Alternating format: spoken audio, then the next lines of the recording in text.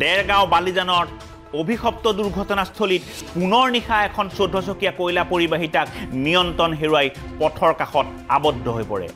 উল্লেখযোগ্য যে এই কথাই প্ৰমাণ কৰে যে কয়লা সৰবৰাহ নিষিদ্ধ থকাৰ পাছতো নিশাৰ ভাগত ৰাষ্ট্ৰীয় পথেৰে নিতৌ কয়লা সৰবৰাহ হৈয়ে আছে। কয়লা পৰিবাহিতাকখনৰ নম্বৰ RJ19GH3529। নিশাৰ ভাগত সংগঠিত হয় এই ঘটনা।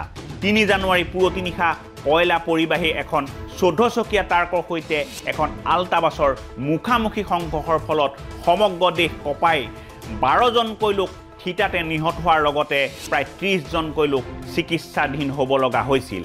এই ঘটনাৰ আতংক মাৰ নৌযাওঁতেই পুনৰ কয়লা পৰিবাহী ট্ৰাক নিয়ন্ত্ৰণ হেৰুৱাই পথত আবদ্ধ হৈ পৰে দেৰগাঁৱত।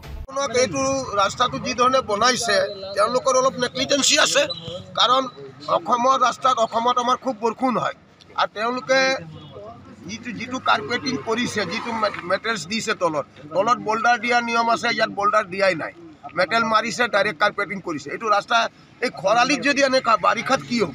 এইটোতো দ গাঁত হ'ব।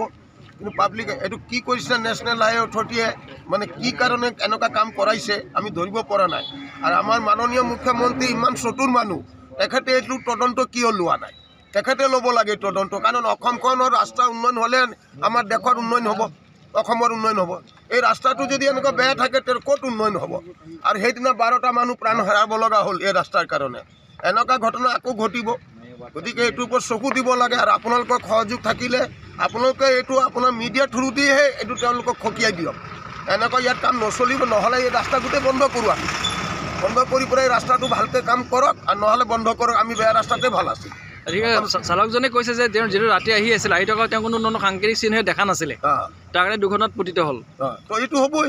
আজি যিকেইটা ৰাস্তা যেতিয়া বনাব লগা হয় তাত হাইলাইট কৰি পেলাই ৰাস্তাটো বন্ধ কৰিছে বা ওৱান ৱে কৰিছে, সেইকেইটা কোনো ছিষ্টেমত ৰখা নাই, এইটো ভুল আছে তেওঁলোকৰ।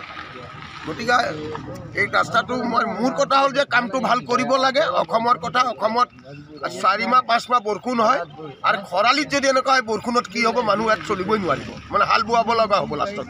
দেৰগাঁৱৰ পৰা ইন্দুভূষণ মহন্তৰ ৰিপৰ্ট, অসম আদিত্য।